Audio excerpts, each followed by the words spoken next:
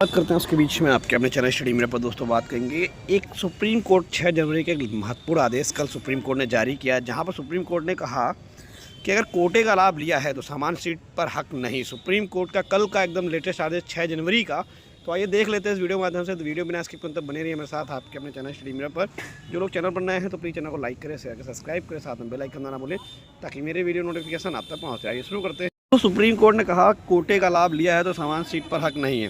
Supreme court ने मंगलवार को कहा कि संघ लोक सेवा आयोग की परीक्षा में आवेदक ने यदि एक बार आरक्षण का लाभ ले लिया है तो समान श्रेणी की सीटों पर नियुक्ति पाने का हकदार नहीं है, भले इसका कुल अंक समान श्रेणी के उम्मीदवार से अधिक क्यों न हो। शीर्ष अदालत ने कर्नाटक हाईकोर्ट के फैसले के खिलाफ केंद्र सरकार की अपील को स्वीकार करते हुए यह फैसला दिया। Justice JK. महेश्वरी और जस्टिस विजय बिश्नोई की पीठ ने भारतीय वन सेवा के अनारक्षित कैडर के में एक अनुसूचित जाति के उम्मीदवार की नियुक्ति की मांग पर विचार करने से इनकार कर दिया, क्योंकि उक्त आवेदक ने आरंभिक परीक्षा में आरक्षण का लाभ उठाया था।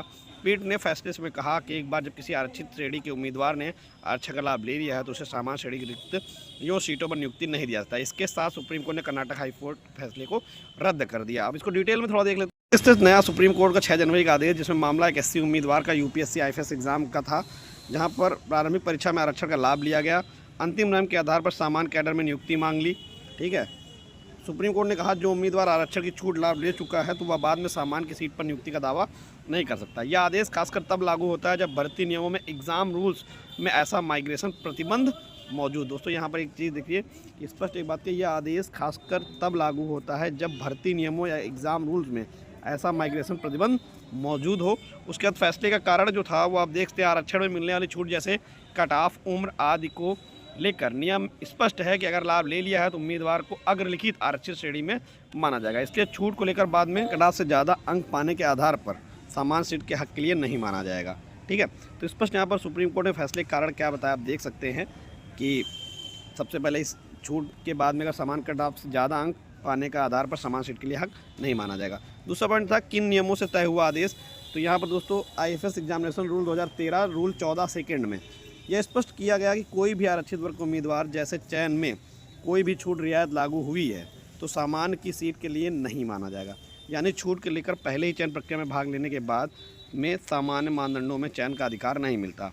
इसे क्यों लागू किया? सुप्रीम कोर्ट ने यह तर्क दिया कि आरक्षण का लाभ लेना है तो उसी भर्ती में जनरल मेरिट के आधार पर सीट का दावा करना होगा। दोहरे लाभ यानी डबल बेनिफिट जैसे नियम स्पष्ट करते हैं कि अगर लाभ लिया है तो उसी श्रेणी में ही उम्मीदवार का समावेशन किया जाएगा। तो आप दोस्तों स्पष्ट देख लीजिए, यहाँ पर अगर बताया जा रहा है किसी प्रकार का आपने कोई लाभ लिया है और इसमें स्पष्ट ये बताया जा रहा है कि जो रीज़न दिया गया वो आईएफएस एग्जामिनेशन रूल्स के आधार पर दिया गया। तो इस भर्ती में रूल्स पहले ही 2013 का था और 14 सेकंड के बिहाफ पर।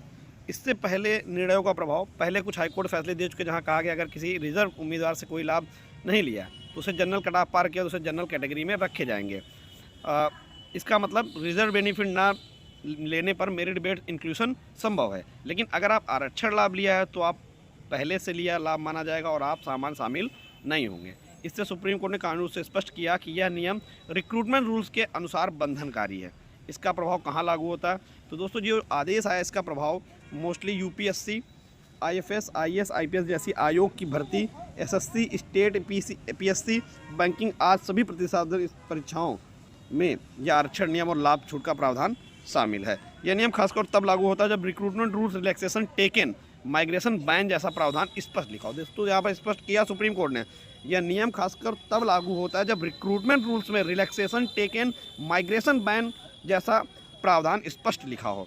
सरल उदाहरण में अगर समझें तो जब कोई एससी उम्मीदवार यूपीएससी प्रीलिम्स की एससी कट ऑफ के हिसाब से पास होता है तो आरक्षण का लाभ लिया। ठीक है। तो यहाँ पर देखो स्पष्ट कहा गया अगर कोई एससी उम्मीदवार है, प्रीलिम्स में एससी कट ऑफ के हिसाब पर पास होता है और मेंस में जनरल कट ऑफ के ऊपर मार्क ले आता है तो वह जनरल वैकेंसी में नियुक्ति का दावा नहीं करता, क्योंकि यहाँ पर वो जो पास हुआ है वो एससी कट ऑफ पर प्रीलिम्स में पास हुआ, मेंस में अगर जनरल में मेंस में ज़्यादा नंबर ला के वो जनरल वैकेंसी में नियुक्त का दावा नहीं कर सकता है। निष्कर्ष सुप्रीम कोर्ट ने स्पष्ट कर दिया कि आरक्षण लाभ लेने के बाद उम्मीदवार सामान्य श्रेणी की सीट या नियुक्ति का दावा नहीं कर सकता है अगर नियमों में स्प्लिट माइग्रेशन बैन मौजूद है तो। ठीक है, स्पष्ट यहाँ पर कोर्ट ने कह दिया है। और यहाँ पर जैसे कि मूल नियम क्या है कि अगर उम्मीदवार किसी भी स्टेज पर आरक्षण की छूट ली, कट ऑफ, उम्र, फीस आदि, तो वह जनरल सीट पर दावा नहीं कर सकता। जनरल में जा सकते हैं सिर्फ तभी जब किसी भी स्टेज से कोई छूट या आरक्षण का लाभ नहीं लिया हो, पूरी तरह जनरल मानकों पर चयन हुआ। अंक ज़्यादा है तो अंक ज़्यादा होना काफ़ी नहीं, अगर पहले से आरक्षण का लाभ लिया तो जनरल सीट का हक नहीं है।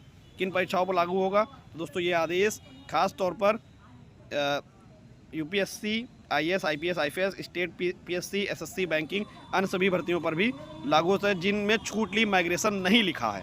ठीक है, जिनमें उन सभी भर्तियों में लागू जिसमें छूट ली गई हो, छूट ली बराबर माइग्रेशन नहीं लिखा हो वहीं पर। ठीक है, तो कोर्ट ने कहा दोहरा लाभ नहीं मिल सकता। एक लाइन में निष्कर्ष इसका है कि आरक्षण का लाभ लिया है तो उसी श्रेणी में आप रहोगे, जनरल सीट नहीं मिलेगी। ये कल का आदेश है, लेटेस्ट आदेश है, और डिटेल में जानने के लिए चैनल से बने रहें। धन्यवाद।